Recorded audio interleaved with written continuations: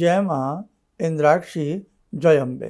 इंद्राक्षी धाम में दर्शकों आप सभी का हम हार्दिक स्वागत करते हैं। आज के दिन जिन जातकों का जन्मदिवस है, मैरिज एनिवर्सरी है, उन सभी को हमारी तरफ से बहुत बहुत शुभकामनाएं। आज अक्षय नवमी है। इस नवमी में आंवले वृक्ष का पूजन किया जाता है और वृक्ष के मूल में अपने पितरों के निमित्त दुग्धधार अर्पण की जाती है। जाने अनजाने में अगर पितृ हमसे किसी भी प्रकार से रुष्ट हो, नाराज हो, तो इस दुग्धधार से वो प्रसन्न हो जाते हैं और शीत निवारण के लिए कंबल आदि का आज के दिन दान किया जाता है। सारी जानकारी इस अंक में हम आपको देंगे। आइए पहले आज का हम पंचांग देखें। 10 नवंबर सन 2024 दिन रविवार, संवत 2081, कार्तिक मास, शुक्ल पक्ष, तिथि नवमी, नक्षत्र धनिष्ठा, राहु काल 4:30 से 6, दिशा शूल पश्चिम दिशा। ये नवमी बहुत बड़ी नवमी होती है, जैसे नवरात्रों की होती हैं वैसे ही इस नवमी को कुष्मांड नवमी भी कहा जाता है, धात्री नवमी भी इसको कहा जाता है और अक्षय नवमी भी इसको कहा जाता है। कहीं भी आंवले का वृक्ष हो, किसी पार्क में हो, मंदिर में हो, वहाँ जाकर के हमें उसका पूजन करना चाहिए। नहीं तो हम अपने किसी घर के गमले में भी आंवले का वृक्ष यदि आपके पास है, उसका भी आप पूजन कर सकते हैं। कच्चा दूध ले लें, पंचोपचार पूजन की सामग्री ले लें, जैसे धूप, दीप, कोई मिष्ठान, फल ले सकते हैं, जल आदि अपने साथ ले लें। सारा सामान लेकर के जहाँ भी आंवले का वृक्ष हो आप वहाँ चले जाएं। वहाँ जाकर के आंवले वृक्ष को प्रणाम करें। औषधियों को हम सदैव से प्रणाम करते आए हैं, वनस्पतियों को हम सदैव से पूजते आए हैं। हमारे सत्य सनातन धर्म में चाहे कोई जड़ योनि में हो, जड़ योनि किसको कहते हैं? वृक्ष की योनियों को जड़ योनि कहा जाता है। चाहे कोई सरीसर्प हो, हम उनका भी पूजन करते हैं। सांपों में भी नाग पंचमी का हम उत्सव मनाते हैं। जहाँ वृक्षों की बात आती है वहाँ वट वृक्ष हो गया, शनिवार को पीपल का वृक्ष हो गया।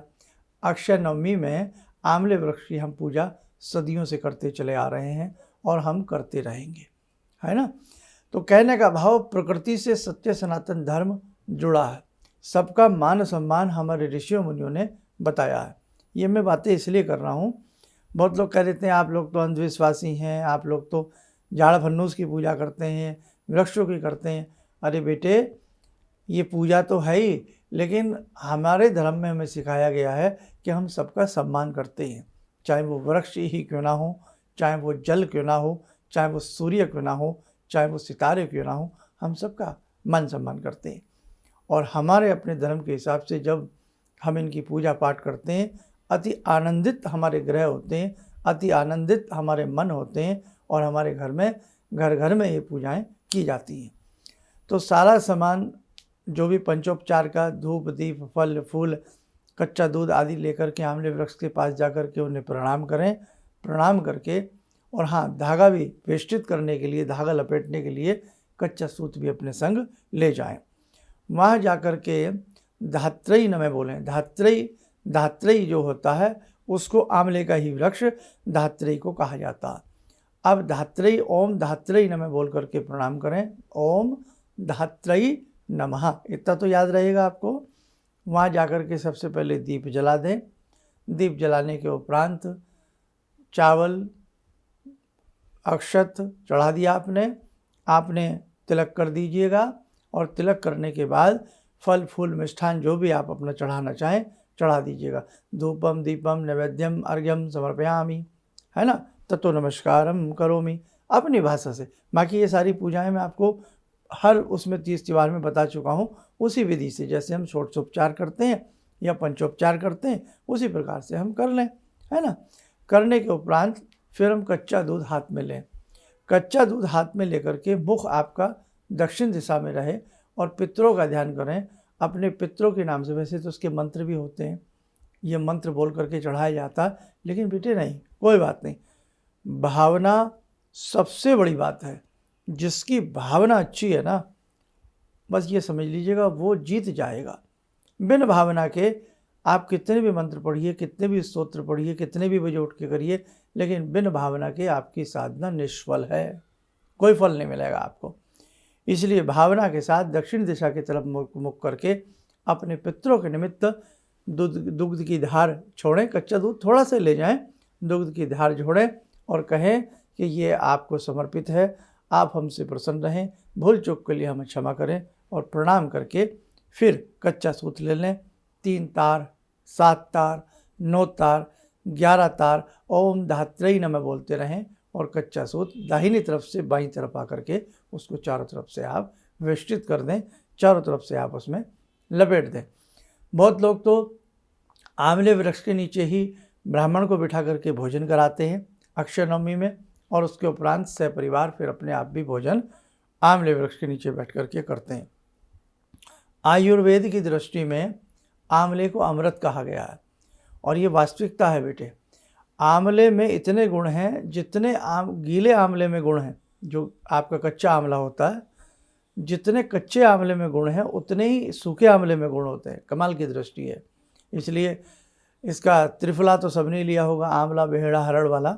ये योग तो शायद ही ऐसा कोई व्यक्ति बचा हो जो इस योग को ना लेता हो, या जिसके घर में त्रिफला ना पाया जाता हो, या त्रिफला को ना जानता हो, है ना। आंवले के ही संयोग से सारी चीज़ें बनती हैं।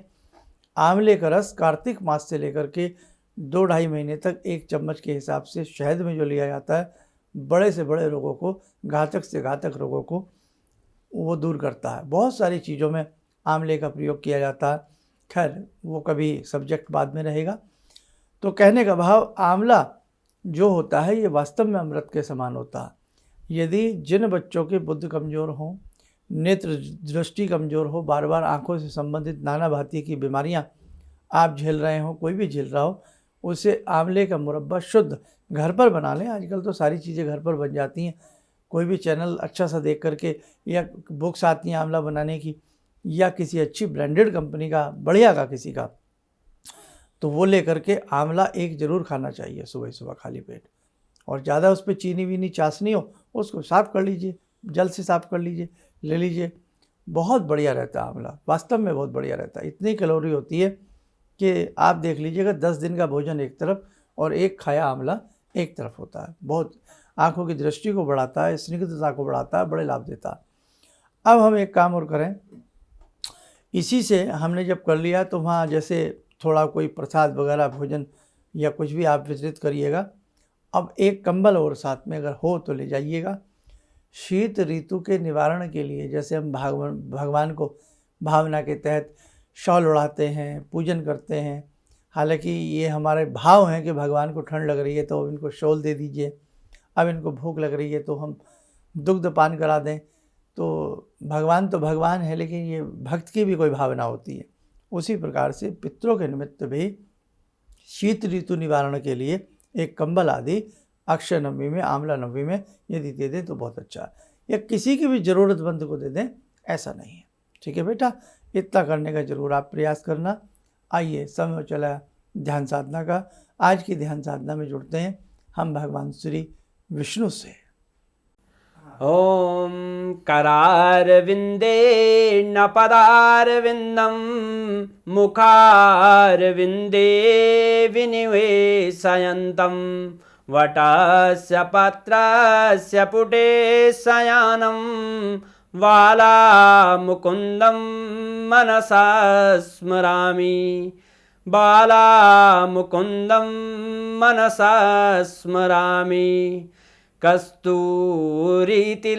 ललाटपटले वक्षस्थले कौस्तुभं नासाग्रे वरमुक्तिकं करतले वेणुकरे कङ्कणं सर्वाङ्गे हरिचन्दनं सुललितं कंठे च मुक्तावले गोपास्ति परिवेष्टितो विजयते गोपालचूडामणि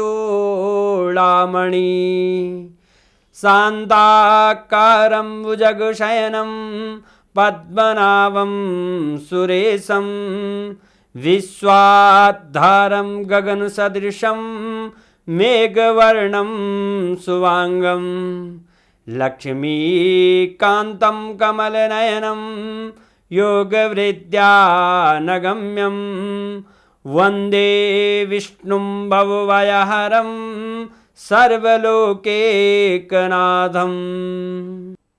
कवच बना लें, ध्यान करें श्री हरि का शुभ आशीष हम सबके ऊपर बरस रहा है।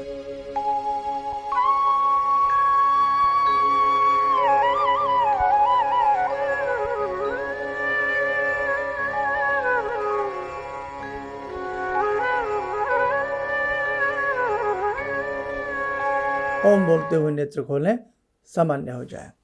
और कल सबकी साधना संपन्न हो रही है। जिनकी ना हुई हो सुबह शाम के हिसाब से कर लें। फिर भी किसी को कमी रह गई हो तो परसों सुबह तक करने का प्रयास करें। और भैया जिनकी बहुत ज़्यादा रह गई हो तो फिर तो कहा नहीं जा सकता, आप अपने हिसाब से उसे पूर्ण कर लें और फिर उसका यज्ञ कर लें। तो कल के अंक में हम बताएंगे साधना पूर्ण होने के बाद हम सिंपल तरीके से कैसे यज्ञ करें, और भी कुछ चर्चाएं कल के अंक में होने वाली हैं। कल 11 तारीख है और परसों फिर एकादशी रहेगी, देव प्रबोधिनी एकादशी, उसके बारे में भी सारी जानकारी आपको हम दे देंगे। चलिए आप सब लोग स्वस्थ रहें, सुखी रहें। इन्हीं शुभकामनाओं के साथ हम अपनी वाणी को विराम देते हैं। जय जय अम्बे। जितने भी आध्यात्मिक शिविर गुरु जी कर रहे हैं ये सबके जन कल्याण हेतु कर रहे हैं और इससे सभी को फायदा हो रहा है। अब परेशानियां तो जीवन से लगी हुई हैं, यदि हम आध्यात्म की ओर, भगवान की भक्ति की ओर बढ़कर यदि जीवन में परेशानी उठाकर कुछ पा सकते हैं तो ये तो गुरु जी की बहुत बड़ी उपलब्धि हमको मिल रही है। और गुरु जी इसी तरह से आध्यात्मिक शिविर करते रहें और हम सब इसी तरह से आते रहें, शामिल होते रहें और जितना हो सकता है गुरु जी के बताए मार्ग के अनुसार हम चलते रहें तो हमारे जितने भी संकट, जीवन की जितनी परेशानियाँ सब कटेंगी। किसी भी समस्या के समाधान के लिए मिले प्रसिद्ध हस्तरेखा एवं वास्तु विशेषज्ञ प्रोफेसर धर्मेंद्र शर्मा जी से। नोट: शिविर में भाग लेने हेतु एवं व्यक्तिगत रूप से मिलने के लिए कॉल करने का समय सुबह 10 बजे से शाम 6 बजे तक। हमारे विभिन्न ज्ञानवर्धक कार्यक्रम देखने के लिए आप हमें अभी सब्सक्राइब करें, बेल आइकन को प्रेस करें ताकि आप देख सकें हमारा कार्यक्रम सबसे पहले। और अधिक जानकारी के लिए फेसबुक पेज को लाइक करना न भूलें।